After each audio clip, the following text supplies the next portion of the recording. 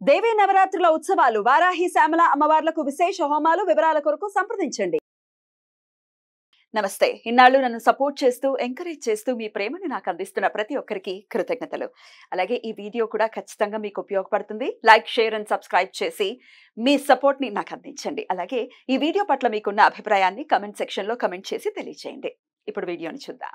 నమస్తే, welcome to our channel. నేను పద్మిని. ప్రస్తుతంతో పాటు ప్రముఖ ఆధ్యాత్మికవేత్త, జ్యోతిష పండితులు వైవిఎస్ఎస్ గిరిరావు గారు మనతో పాటు ఉన్నారు. మాట్లాడదాం. సార్ నమస్కారం అండి. నమస్తే అమ్మా. పీఠాధిపతులు గురువు స్థానంలో ఉన్న వాళ్ళు వీళ్ళని ఒక్కొక్కసారి తోలనాడుతూ ఉంటారు, రకరకాల దూషణలు చేస్తూ ఉంటారు.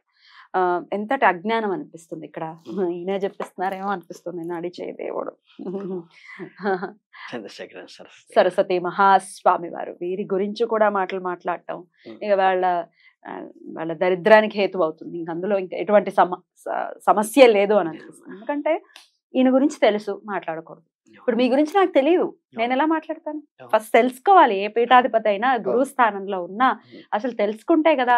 అసలు మనకు తెలియనివ్వండి, తెలియకపోనివ్వండి, ఒకళ్ళని నింద చేయటం దీని గురించి కూడా అయ్యో ఎంతమంది నేను విన్నాను ఈయన గురించి అని. తప్పమ్మా బాబోయ్, నడిచే లౌకికంగా మన కళ్ళ ముందు తిరిగే వాళ్ళ గురించి ఎవరైనా ఏదైనా కామెంట్ చేశారు కాదు, మా వక్తల గురించి అనుకున్నాను. కాదు వాళ్ళ గురించి ఎలాగో ఉంది. ఈయన గురించి ఇప్పుడున్న కుర్తాళం పీఠాధిపతులు వారి గురించి ఎంత అసహ్యకరంగా మాట్లాడారు అంటే ఒకళ్ళు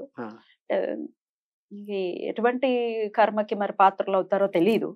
face is the index of heart అని అంటారు. మన మొహం ఎలా ఉంటుందో మన హృదయం అలా ఉంటుంది అనేది కొంతమంది వాళ్ళ మాటలు చూస్తుంటే మనకి అర్థమవుతుంది. ఓహో, మొహం చెప్తోందిగా అని అనిపిస్తుంటుంది. అంటే వీరి గురించి మాట్లాడారు, కుర్తాలం పీఠాధిపతుల గురించి మాట్లాడారు. ఎంతో మంది పీఠాధిపతులని నింద చేస్తూ ఉన్నారు. సామాన్యులు కూడా వాళ్ళకి తెలిసి తెలియక గురు నింద చేస్తూ అదే ఎటువంటి దోషానికి అది దోషం అవుతుంది. దాని నుంచి నివృత్తి మార్గం ఏమిటి తెలియక చేశామండి. మరి పశ్చాత్తాపం పడుతున్నాం. ఒకప్పుడు క్షణికావేశంలోనే లేకపోతే ఉడుకు రక్తం మీద ఏదో అనేసాము, మరి ఏంటి మాకు నివృత్తి మార్గం ఏంటి అని అడిగే వాళ్ళు ఉంటారు. వాళ్ళ కోసం మాత్రమే నేను అడుగుతున్నాను. ఏమిటి చెప్పండి. ఏంటంటే భగవంతుడికి గురువుని పక్కన పెడితే గురువుకే ప్రాధాన్యత ఇవ్వమని చెప్పింది శాస్త్రం. కరెక్ట్. తల్లి, తండ్రి, గురువు, దైవం. మొదట ప్రాధాన్యత తల్లికి ఇమ్మంది, రెండో ప్రాధాన్యత తండ్రికి ఇమ్మంది, ఆ తర్వాత గురువుకి ఇమ్మంది, ఆ తర్వాత దైవాన్ని పెట్టారు. అంటే గురువు తర్వాత దైవం. అలాగే మీకు ఆర్డర్ ఆఫ్ ప్రయారిటీలో కూడా మాతృత్వానికి అంత గొప్ప పీట వేసి అంత గౌరవం ఇవ్వమని, ప్రపంచం మొత్తంలో కూడా నీ బాగు కోరేది తల్లి మాత్రమే. చాలా మంది అమ్మా, ఈ గృహిణులందరికీ నా చేతులతో నమస్కారం పెట్టాలనిపిస్తుంది. పిల్లలు ఏది పడితే అది మాట్లాడతారు, ఏది పడితే అది అంటారు. అమ్మా నీకేం తెలుసు? అరే నీకు మాట నేర్పించింది ఆవిడ, అక్షరం నేర్పించింది ఆవిడ, పట్టుకున్నది ఆవిడ, పెంచింది ఆవిడ. తల్లిని తిడతావా నువ్వు? తండ్రి ఆయన వెల్ఫేర్ కోసం ఆయన జీవితాన్ని మొత్తం త్యాగం చేస్తాడు. నువ్వేమిచ్చావో నాకు అని అడుగుతారు. గురువు మన కోసం బతుకుతారమ్మా. మీకు అనిపిస్తుందా ఏంటి ఆయన కుర్రవాణ్ణి తీసుకొచ్చి ఆయన పీఠాధిపతి ఇచ్చారు, అంత గొప్పతనమా అంటే? నేను చిన్న మాట చెప్తాను. ఒక్కరోజు ఏదన్నా ఆఫీసర్ వచ్చి మీ ఆవిడతో సినిమా ప్రోగ్రాం పెట్టుకున్నప్పుడు ఆగి పనిచేయమంటే నీకు ఎంత పెయిన్ అనిపిస్తుంది. ఒక్క 40 రోజులు దీక్షగా ఉండమంటే 41వ రోజు ఎప్పుడెప్పుడు పారేసేసి నా పనులు నేను చేసుకుందామని నువ్వు అంత టెన్షన్గా ఉంటావే. జీవితాంత ఎంటైర్ చనిపోయేదాకా బ్రహ్మచర్యం పాటించడం, ఈ సిద్ధాంతాలకి అనుగుణంగా ఉండి ఇలా నడుచుకుంటాను. సమాజం కోసమే, దేశం కోసమే. సొంత తల్లిదండ్రులు పక్కన ఉంటారు, వాళ్ళకి ఈయనకి సంబంధం లేదు, ఉండదు. వాళ్ళ కష్ట సుఖాల్లో ఈయనకి సంబంధం ఉండదు. వాళ్ళు కూడా వచ్చి, తండ్రి కూడా వచ్చి నమస్కారం పెట్టుకెళ్తాడు. అంటే ఏంటంటే అంత డిటాచ్డ్గా. ఎందుకమ్మా నిన్న ఏదో మోడర్న్ దాంట్లో వచ్చింది, ఏంటది బిగ్ బాస్ ఏదో అంటారే, అది గట్టిగా 40 రోజుల్లో 2 నెలల్లో 3 నెలల దానికి ఒక్కసారి భార్యను తీసుకొచ్చి లోపలికి వెళ్ళిపోతే విలవిల్లాడిపోయి చూడకుండా ఉండలేక కూతుర్ని చూడకుండా ఉండలేక అవును అవును ఇంత అల్లాడిపోతున్నావే ఒక రూమ్ లో ఉండటానికి. జీవితాంతం నీ కళ్ళ తల్లిదండ్రులు, భార్యలు, మేనమామలు, బాబాయిలు అందరూ ఎదురుగ్గా ఉన్నా సరే వాళ్ళందరితో నీకు ఏ బంధత్వం లేదు, నేను సమాజం కోసమే నా జీవితాన్ని అర్పణ చేస్తున్నానని. అయితే వాళ్ళు సన్యసించేది లోకహితం కోసమేనా? అంతేనమ్మా, లోకహితం కోసమే. అసలు వాళ్ళ వ్యక్తిగతమే ఏమి ఇంకేం ఉండదు. లేవమ్మా. అవును అవును అసలు కర్మయోగి మనం మోడీ గారిని చూడండి, ఎందుకు ఆయన సన్యాసం, ఇప్పుడు ఆయన ఏం పీఠాధిపతి కాదు. సన్యసించే ఉన్నారు. నిన్నగాక మొన్న ఎమ్మెల్యే అయిన వాళ్ళు వాడు కొడుకుని తీసుకొద్దామా, అల్లుడిని తీసుకొద్దామా, బహుమతి తీసుకొద్దామా అని తాపత్రయపడుతుంటే కరెక్ట్. వాజ్పేయి గారి ఏముంది, మోడీ గారికి ఏముంది, కర్మయోగులమ్మ వాళ్ళు. వాళ్ళని నమస్కారం చేసి వాళ్ళ కాళ్ళుగడి నెత్తిని చల్లుకున్నా తప్పులేదమ్మా. సో అప్పుడు ఇట్లాంటి పీఠాధిపతులు అంటే తమాషమా? అప్పుడు ప్రధానిని కూడా తిట్టేవాళ్ళు చాలా మంది ఉన్నారు. వాళ్ళు కూడా ఇట్లాంటి పార్టీ పరంగా తిడతారు. అది వ్యక్తి. ఇప్పుడు ఏంటంటే మీకు అంతకుముందు స్వర్ణ చతుర్భుజి పెట్టక ముందు, వాజ్పేయికి రాకముందు ఎట్లా ఉన్నాయి రోడ్లన్నీ, ఎంత భయంకరమైన సిస్టమ్ లో ఉన్నావు. ఈ రోజు హైవేస్ మీద వెళ్తుంటే ఆరాంగా కూర్చుంటే అసలు కార్లో కూర్చున్న ఫీలింగ్ లేకుండా వెళ్ళిపోతున్నావు కదా. కానీ ఆయనకి మనకి మళ్ళీ వేయి బుద్ధి కాదు. అంటే నీ అహం ఎక్కడ సాటిస్ఫై కాలా, క్లాష్ పెట్టి ఎంజాయ్ చేస్తే ఎంజాయ్మెంట్ వస్తుంది నీకు. నీకు సోఫిస్టికేటెడ్ గా చేస్తే నీకు అది. అయితే గురు నింద మరి ఎటువంటి మనం పరిణామాలని చూడాల్సి ఉంటుంది గురు నింద చేస్తే? గురు నింద చేస్తే నీకు భగవంతుడు కూడా నిన్ను సేవ చేయలేదు, మళ్ళీ గురువే రక్షించాలి అని చెప్పేటువంటిది శాస్త్రంలో పక్కాగా 100కి 200% ఉన్నది. ఇప్పుడు మనకి ఏదన్నా ప్రాయశ్చిత్తము, క్షమ అని మీరు చెప్పినా గానీ గురునింద చేసిన వాడికి ఇంకా క్షమ అనేది సినిమాలో చిరంజీవి చెప్పినట్టుగా ఆ ఒక్కటి అన్నట్టుగా దానికైతే అసలు ఎక్కడ ఆస్కారం అయితే లేదమ్మా. కాదే పశ్చాత్తాపంలో ఏంటంటే నిజంగా రియల్ గా బయటికి కళ్ళనీళ్ళు పెట్టుకోవడం, బయట వాళ్ళ కోసం చేయటం కానీ అని ఏకాంతంలో మదన పడితే భగవంతుడు కానీ గురువు కానీ మన ఏకాంతంలో కళ్ళనీళ్లు పెట్టుకుని నాకు ఏంటి స్వామి ఇట్లా చేశావు, మీరు కొన్ని లక్షల మందికి చెప్పుకుంటే అందరూ మిమ్మల్ని ఎన్కాస్ట్ చేసుకుంటారు, భగవంతుడికి చెప్పుకుంటే 5 నిమిషాలు దాన్ని సాల్వ్ చేస్తాడు. అలాగే గురు ప్రార్థన కూడా గురువు కూడా చేసుకోవడం అంటే అంత చెయ్యాలి. అందుకని ఏంటంటే పీఠాధిపతుల్ని నోటితో నేను మాట్లాడలేకపోతున్నాను.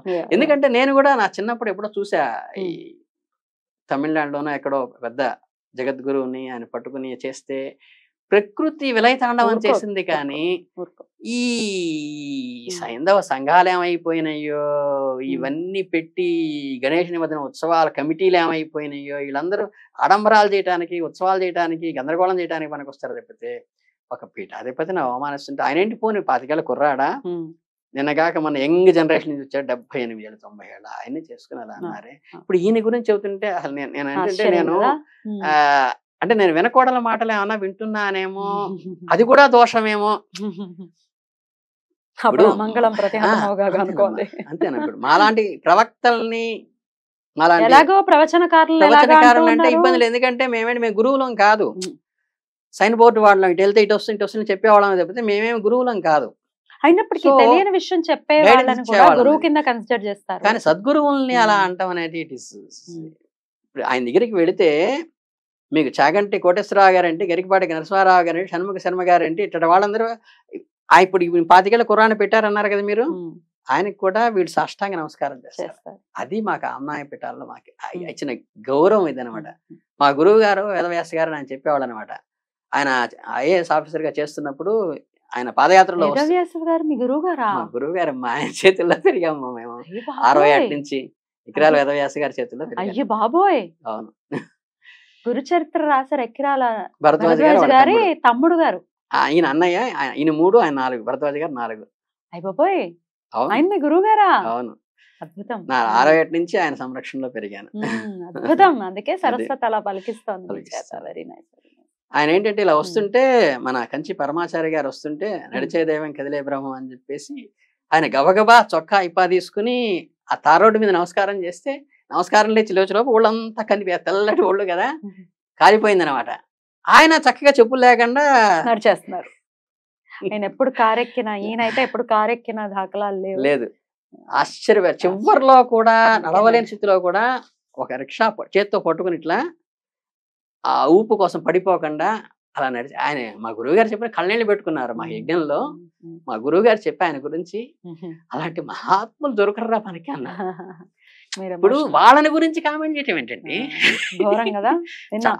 అసలు ఈయన ఫోటోలు పెట్టుకోవటం ఏమిటి, నేను విన్నదేంటో తెలుసా, ఈయన ఫోటోలు పెట్టుకోవటం ఏమిటి, ఈయనకి దీపారాధనలు చేయటం ఏమిటి, మీకు వచ్చిన నష్టం ఏంటి, మీరు చేయరు, మీరు గొప్పవాళ్ళు ప్రాజ్ఞులు, మేము ఈయనని కామాక్షిగానే చూస్తాము, దండం పెట్టుకుంటాం.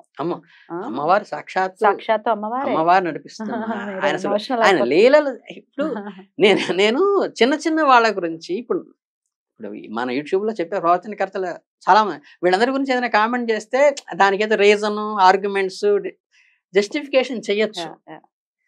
ఆయన బాధపెట్టడం కోసం ఈ టాపిక్ నేను తీసుకోలేదు, కానీ లేదమ్మా అసలు అది అది అది నేను వాళ్ళు మళ్ళీ పశ్చాత్తాపడితే కూడా వాళ్ళు ఇంకా నిష్కృత అది నేను చెప్పలేను పరిస్థితి. ఈయన ఫోటోలు వచ్చేసాయి మార్కెట్ లోకి, బాగా అమ్మేస్తున్నారు, ఈయన ఫొటోస్ పెట్టుకోవటం, ఇంట్లో పెట్టుకోవటం, అది ఎవరు దాంట్లో ఆయన ఫొటోస్ రావడం తప్పు కాదు, దాన్ని ఎన్కాష్ చేసుకోవాల్సిన వాళ్ళని వీళ్ళని కామెంట్ చేయండి. నీకు ఏదైనా కామెంట్ చేసే అధికారం ఉంటే ఏంటంటే అసలు ఈయన ఫోటో పెట్టుకోవద్దని. ఇప్పుడు పోనీ అలా ఫొటోస్ వచ్చాయనుకోండి, ఆయన బతుకుతున్నాడుగా, తప్పే ఉంది. ఎంత ఉంటుంది ఫోటో, మామూలు 100 రూపాయలు ఉంటుంది, దాని ఏముంది, దానికి పెద్ద బిజినెస్ ఏముంది. సరే ఈయన దండం పెట్టుకుంటున్నాం కదా, దండం పెట్టుకోవద్దనేది ఇక్కడ మ్యాటర్. అర్థమైందా మీకు? ఇవన్నీ ఏంటంటే మీకు చాలా యూనివర్సిటీల్లో కూడా అంటే కొంచెం కాంప్లికేట్ అవుతుందేమో అని ప్రత్యేకంగా డబ్బులు ఇచ్చి ప్రతి యూనివర్సిటీలోనూ వాడికి అందులో యాక్చువల్గా చదువుకునేది లేకపోయినా ఏదో పిహెచ్డీ చేస్తామనో లేకపోతే ఇంకే కోర్స్ చేస్తామనో అక్కడ ఒక 10 మందిని 20 మందిని ప్రతి యూనివర్సిటీలో కూడా పెట్టి కూడా ఈ ప్యారలల్గా అపోనెంట్ హైందవం చేయటం కోసం చాలా పెద్ద సంస్థలు చాలా ఇంటర్నేషనల్ గా కూడా రన్ అవుతున్నటువంటి విషయాలు ఉన్నాయి. ప్రతి మీడియాలో కూడా ప్రతి వాళ్ళని కూడా కేవలం హైందవాన్ని కామెంట్ చేయటం కోసమే, అందులో వాళ్ళు మళ్ళీ మేమేదో రియాలిటీ కాదు,